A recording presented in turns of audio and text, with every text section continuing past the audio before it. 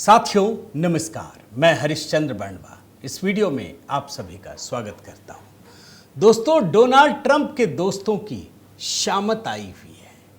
अब सवाल यह है कि डोनाल्ड ट्रंप के दोस्तों को कौन छेड़ रहा है, कौन उसके ठिकाने लगा रहा है। आप जानकर आश्चर्य से भर जाएंगे। दोस्तों, डोनाल्ड ट्रंप के ही सबसे बड़े दोस्त वही ठिकाने लगा रहे हैं और उस दोस्त का नाम है इजराइल।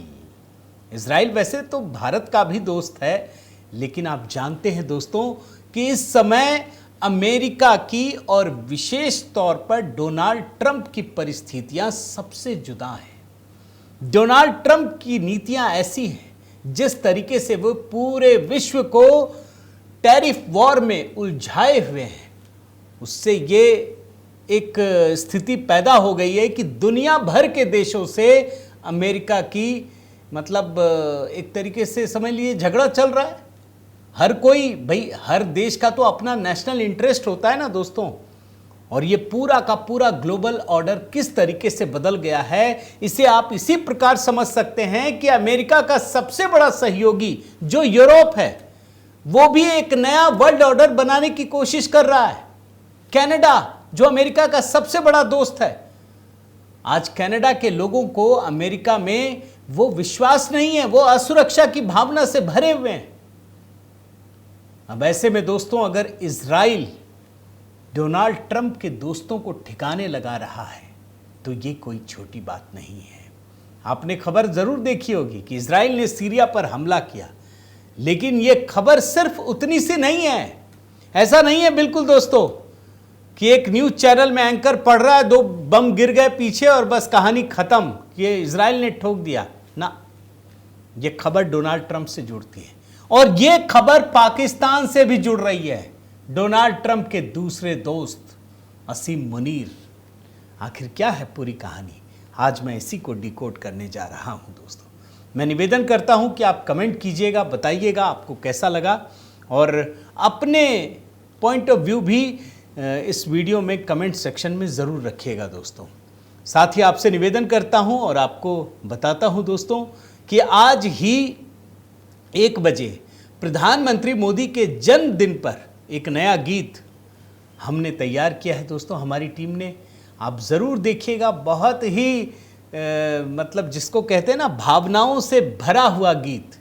हमने बहुत मेहनत के साथ ये गीत तैयार किया है, आप ज़रूर देखिएगा। हीरक जयंती भी है, 75 वर्ष पूरे हो रहे हैं, तो 2-3 गीत तैयार कर रहे हैं दोस्तों, उसमें ये पहला गीत है। और तब तक आप रक्षाबंधन के गीत का आनंद लीजिए, ज़रूर देखिए, बताइए कैसा लगा। वहाँ तो मैं आपको जवाब भी देता हूँ। आइए शुरू करते हैं दोस्तों, खबर की शुरुआत करते हैं। लेकिन इजराइल सीरिया पर हमला कर रहा है वो तो आपने देख लिया। पहले मैं थोड़ा बैकग्राउंड से शुरू करता हूँ। और बैकग्राउंड क्या है दोस्तों, आप जानते हैं ना, डोनाल्ड ट्रंप का प्रेम अचानक से सीरिया पर उमड़ने लगा। मई की बात है दोस्तों, ज्यादा पुरानी नहीं है, अभी जुलाई चल रहा है। मई 2025 में डोनाल्ड ट्रंप ने सीरिया पर जितने भी प्रतिबंध लगे थे सबको हटाने का ऐलान कर दिया। और कहां पर किया?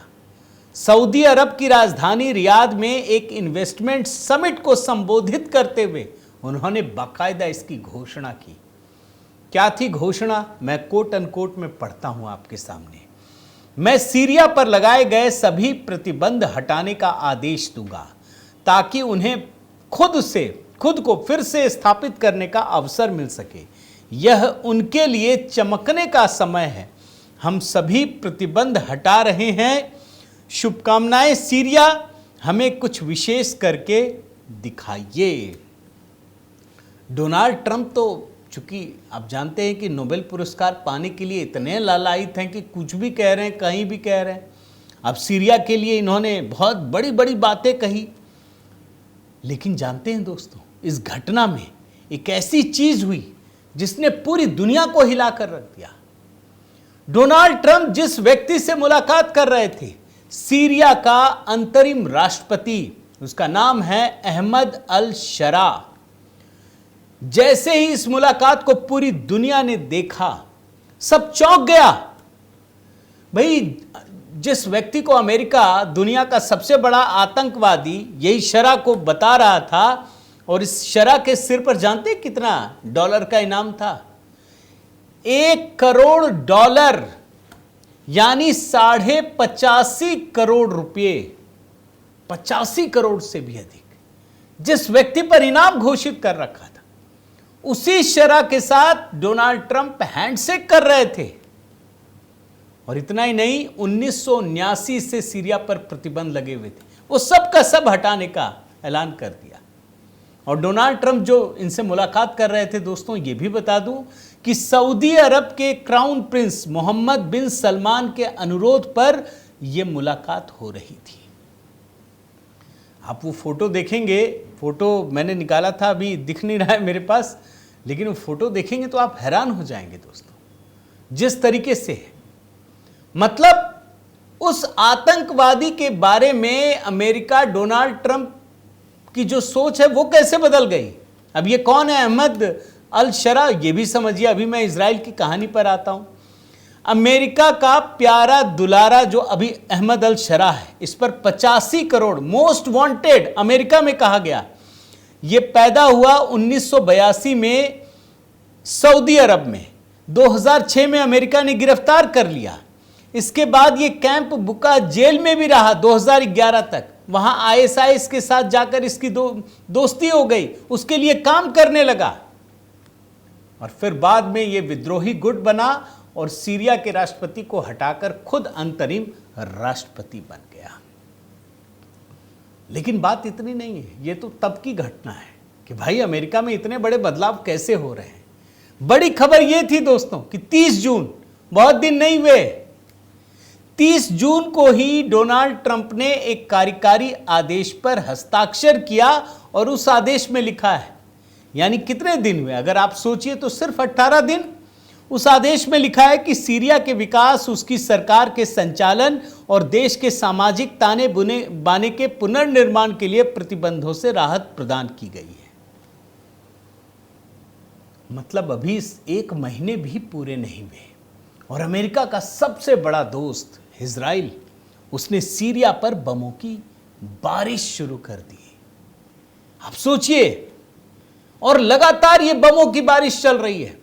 अब तो इजराइल की सेना अंदर घुस चुकी है, पूरी की पूरी सरकार को निशाना बना रही है। और जितने भी इंटरनेशनल मीडिया एजेंसी हैं दोस्तों, उसने दिखाया, बताया कि किस प्रकार से मंत्रालय, रक्षा मंत्रालय के भवन पर बड़े बड़े ड्रोन हमले, सारे अधिकारी डर से बेसमेंट में छिपे हुए हैं। आज की परिस्थिति जानते क्या है कि पूरा का पूरा सेना मुख्यालय तबाह कर दिया गया है। राष्ट्रपति भवन, जिसके साथ डोनाल्ड ट्रंप ने हैंडशेक किया, उस भवन पर हमला हुआ है। और आप जानते हैं कि लाइव शो में एक न्यूज चैनल है, उस पर एक एंकर न्यूज पढ़ रही थी, उसी समय हमला हुआ। वो भागती हैं और भागती हुई दिखती हैं, और जो बम फेंके गए, जो गिराए गए, उसकी शक्ति इतनी तेज थी दोस्तों कि कई किलोमीटर तक पूरी की पूरी धरती कांप गई।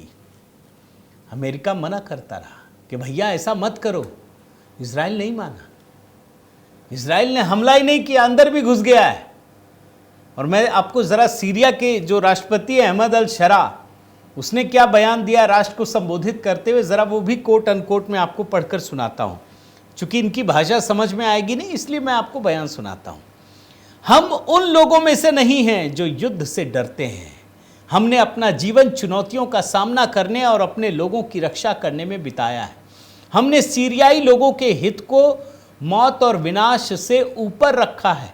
अगर हमारे लोगों की गरिमा को खतरा पैदा हुआ तो हम लड़ेंगे। हम ड्रूज क्षेत्र की सुरक्षा की जिम्मेदारी बुजुर्गों और स्थानीय गुटों को सौंप रहे हैं। अमेरिका कहता रहा, इजराइल नहीं माना, हमले तब भी हो रहे हैं और अब तो सेना अंदर घुस चुकी है। एक खबर और बता दूं कि UNSC की बैठक हो रही है, सीरिया ने बुलाया है और इस पर कई देशों ने माना है कि हाँ भाई, अल्जीरिया जैसे एक देश ने सहमति दी है। अब इस बैठक में क्या होगा आप खुद सोच लीजिए, वो तो छोड़ दीजिए। लेकिन एक सवाल यह है कि आखिर इजराइल सीरिया पर हमला क्यों कर रहा है? तो उसकी एक वजह है ड्रूज समुदाय के लोग जो वहां पर अल्पसंख्यक हैं। सीरिया का जो स्थानीय सुरक्षा बल है और ड्रूज समुदाय जो वहां का अल्पसंख्यक है, इन दोनों के बीच भारी संघर्ष हुआ जिसमें कम से कम 300 लोग मारे गए। और तब जाकर इजराइल ने सीरिया के सुरक्षा बलों को निशाना साधना शुरू किया और यह कहा कि अगर ड्रूज पर हमले बंद नहीं किए तो हम पूरी की पूरी सीरिया को तबाह कर देंगे, बर्बाद कर देंगे। यह कहानी है। अब आपके मन में सवाल उठेगा कि ये ड्रूज कौन है, क्यों उसकी रक्षा के लिए इजराइल ये सब कुछ कर रहा है? मैं आपको बताता हूं दोस्तों। जो ड्रूज हैं वो अरबी भाषी लोग हैं, लेकिन इनकी पहचान बिल्कुल अलग है। इनकी उत्पत्ति 10वीं और 11वीं शताब्दी में हुई। ये समुदाय शिया इस्लाम की एक शाखा इस्माइली संप्रदाय से निकला है, लेकिन धीरे धीरे इसकी पहचान एकदम अलग होती गई। और अगर आप इस समय कहिए तो ये हिंदू धर्म, बौद्ध धर्म, ईसाई धर्म इनसे ज्यादा मिलते जुलते हैं और इस्लाम से इनकी काफी दूरी हो गई है। और इस समय इनकी आबादी सिर्फ सीरिया में 10 लाख है, कम से कम। मतलब आसपास भी 2-4 लाख लोग होंगे। इजराइल में भी इनकी बड़ी आबादी है। तो सिर्फ अल्पसंख्यक समुदाय के नाम पर इजराइल ने सीरिया पर हमला किया है। लेकिन दोस्तों, सीरिया तो बहुत छोटा देश है। बड़ी बात यह है कि जिसे डोनाल्ड ट्रंप ने गले लगाया, हैंडशेक किया, उसको इजराइल ने टारगेट किया है। और इस कहानी में अभी बहुत सारे दांव पेच निकलने बाकी हैं। लेकिन एक बात आपको बताता हूं जिसकी वजह से मेरा इंटरेस्ट डेवलप हुआ। इजराइल सीरिया पर हमला कर रहा था, लेकिन पाकिस्तान के भीतर दहशत फैलती जा रही थी। आप यकीन मानिए कि इस हमले से पाकिस्तान से लेकर ईरान तक में हड़कंप मचा हुआ है। पाकिस्तान को लग रहा है कि अगला टारगेट हम ही हैं। अब कहीं इजराइल इस्लामाबाद पर हमला ना कर दे। अब जानते हैं ना ईरान के मामले में किस तरीके से पाकिस्तान उछल उछल करके ये कह रहा था कि हम ईरान के साथ हैं, हम ईरान के साथ हैं। इजराइल भूला नहीं है और इजराइल की शक्ति को तो कोई वैसे भी कमतर नहीं आंक सकता। दोस्तों, कैसे पाकिस्तान के भीतर दहशत है। मैं आपको पाकिस्तान का एक नेता है असद कसर, उसका एक बयान आपको सुनाता हूं। वो खुलकर कह रहा है, पूरी की पूरी पाकिस्तानी अवाम में ये बात स्पष्ट है कि इजराइल किसी ना किसी दिन पाकिस्तान पर भी निशाना साधेगा। फिर अपना परमाणु बम देखते रहना, क्या करोगे? वो तो वैसे भी हजारों किलोमीटर दूर है, तुम्हारी तो पहुंच ही नहीं है। वो तो घुस के तुम्हें मारेगा। मैं बयान सुनाता हूं पाकिस्तान का, जरा सुनिए। पाकिस्तान के ऊपर हमला किया तो उसमें ज्यादातर इसराइल के ड्रोन इस्तेमाल हुए। खुदा न ख्वास्ता इसके बाद उसकी एडवेंचर, उसकी दूसरा निशाना पाकिस्तान हो सकता है। इसलिए पाकिस्तानी कौम को और पाकिस्तान की हुकूमत की जिम्मेदारी बनती है कि वो जितना अपना सफारती ताल्लुकात या जिस लेवल पे कर सकते हैं वो अपना किरदार जरूर अदा करें। देख रहे हैं ना दोस्तों, ये है पाकिस्तान की दहशत, इजराइल की दहशत। कई सारी खबरें हैं इसमें। एक तो अमेरिका का डोनाल्ड ट्रंप जिससे हाथ मिला रहा है उसको ठोक रहा है इजराइल। दूसरा, अमेरिका उसे मना कर रहा है। इजराइल ने कहा कुछ सुनने की जरूरत नहीं है, हम तो आगे भी ठोकेंगे। ईरान के साथ सीज फायर है, लेकिन क्या आप जानते हैं दोस्तों कि इजराइल लगातार यमन, लेबनान और सीरिया, अब तो सीरिया, सब पर हमले कर रहा है। लगातार हमले कर रहा है। गाजा पट्टी में बमबारी जारी है, यमन में हूतियों के खिलाफ, और अब सीरिया। यानी अमेरिका की बात बिल्कुल मानने को तैयार नहीं। और इजरायली एयरफोर्स ने यह कहा है दोस्तों, वहां के अधिकारियों ने, कि हमने अब अगली योजना भी तैयार कर ली है। उनके पास बम, बारूद और इन हथियारों की कमी नहीं है। तो पाकिस्तान इसीलिए दहशत में है। तो खबर जो दिख रही है सिर्फ उतनी सी नहीं है। यह नहीं है कि टीवी में 5 सेकंड के विजुअल दिखा दिखा करके लूप में बस ये कहते चले जाएं कि ऐसा हमला हो गया। इसका जियोपॉलिटिकल बहुत बड़ा असर पड़ने वाला है दोस्तों। इसलिए इंतजार कीजिए, क्योंकि डोनाल्ड ट्रंप अपने बड़बोलेपन की वजह से लगातार उलझुल बयानबाजी दे रहे हैं। इसलिए इस खबर पर हर किसी की नज़र है। आप क्या सोचते हैं दोस्तों? आप ज़रूर कमेंट करके अपनी बात रखिएगा, बताइएगा आपको कैसा लगा। साथ ही आपसे निवेदन करता हूं कि अगर आपने इस चैनल को सब्सक्राइब नहीं किया है तो ज़रूर कीजिए, लाइक कीजिए, बेल आइकन दबाइए। और हाँ, HB मेलोडी दोस्तों, वहाँ भी देखिए, आज तो प्रधानमंत्री मोदी के 75वें जन्मदिन के अवसर पर एक नया गीत आपके सामने रखने जा रहा हूँ। ज़रूर देखिएगा दोस्तों, मैं निवेदन करता हूँ अभी से आप इस चैनल को सब्सक्राइब कर लीजिए और वहाँ पर कमेंट करके अपनी बात भी रखिएगा। तब तक आप रक्षाबंधन के गीत ज़रूर देखिए। बहुत बहुत धन्यवाद। जय सिया राम।